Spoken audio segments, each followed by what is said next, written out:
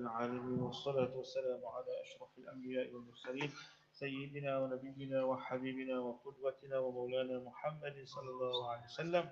السلام عليكم ورحمة الله تعالى وبركاته. Respected brothers and sisters in Islam, first we thank Allah subhanahu wa ta'ala once again. Allah has granted us the tawfiq and the ability to perform our Maghrieb Salaah wal Jama'ah. Alhamdulillah, we make dua Allah accept our Salah wal Jama'ah. Allah subhanahu wa ta'ala grant sincerity and istiqamah. Amin ya Rabbal Alameen. Last week we have discussed the chapter where Imam As-Suyuti rahimahullah, he starts off and discusses the mandana ajaluhu, the one whose death is approaching. And he mentions in the start of this chapter with the ayah وَجَاءَتْ سَكْرَةُ الْمَوْتِ بِالْحَقِّ, that indeed when death comes to a person, it comes with the reality.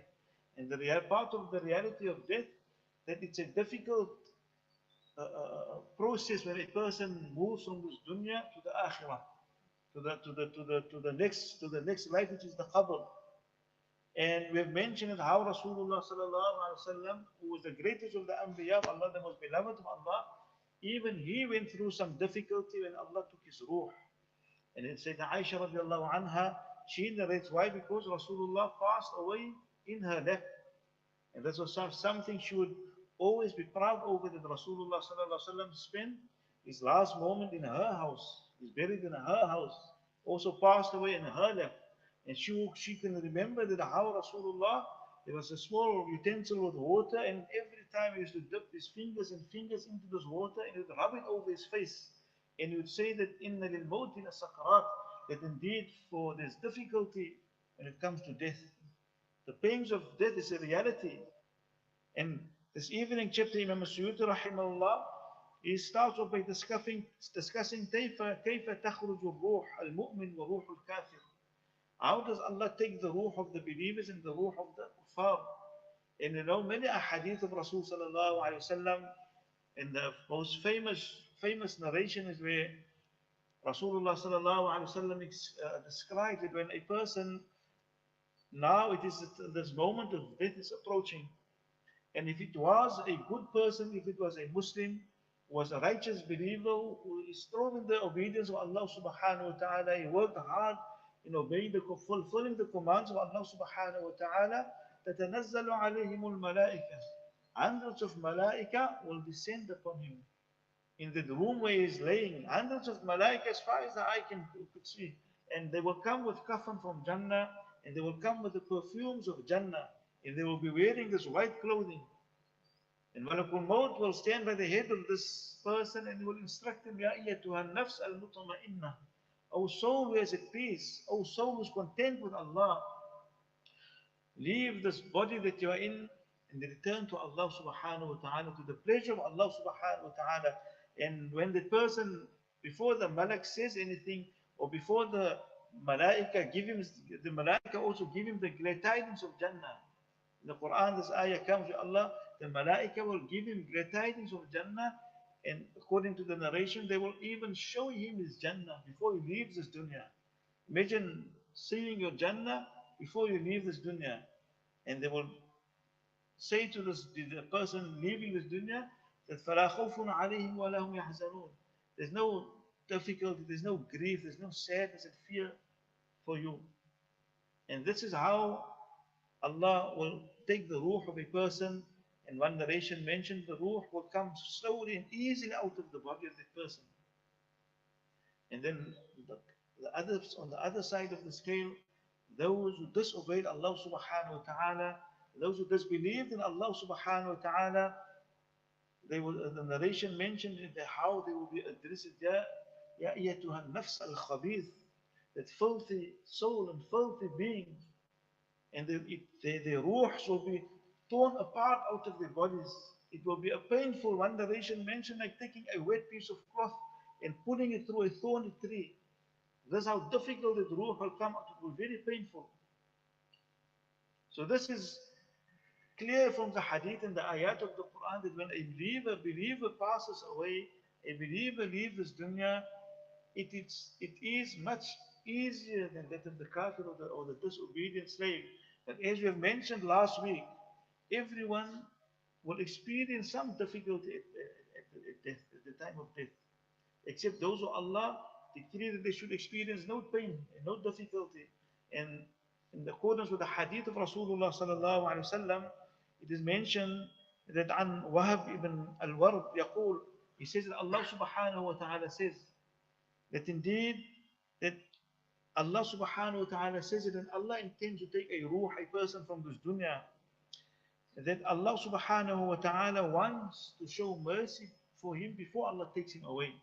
So Allah wants to shower us with His rahmah, and then Allah says, if his actions is not enough for him, or he has certain amount of sins, Allah will send difficulty his way in this dunya.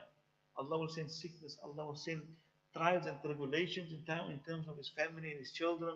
Allah will send all types of difficulty. Why? So Allah can elevate the person, so Allah can forgive the person until nothing remains anymore. And Allah subhanahu wa ta'ala mentioned in this narration that the only thing remaining on this person will be a few sins. His slate is almost clean, but there remain a few wrong and a few sins they've committed. Then Allah subhanahu wa ta'ala says that شَدَّدْتُ عَلَيْهِ الْمَوْتِ حَتَّى يُفْضِيَ إِلَيَّ كَيَوْمِ وَلَدَتْهُ أُمُّهُ. That Allah at the end of his life, Allah will send some difficulty in terms of his maut. His death will be a bit difficult for him. Why? So Allah can wipe away even the last few sins, so that he can meet Allah like the day his mother has given birth to him. So even the difficulty we go through at the time of maut, it is a means of forgiveness for us. It is a means of elevating the status of the person. In another narration, Rasulullah sallallahu alaihi wasallam mentions, where Rasulullah sallallahu alaihi wasallam mentions the same thing, that when a Muslim commits a sin and when he has sins remaining on him, and it's time for death, Allah gives him a bit of a difficult death to remove the sins. And that will be a means of forgiveness for him. And then Allah subhanahu wa ta'ala, Rasul sallallahu alaihi wasallam says, وَإِنَّ الْكَافِرِ إِذَا كَانَ قَدْ عَمِلَ مَعْرُوفًا فِي الدُّنْيَا.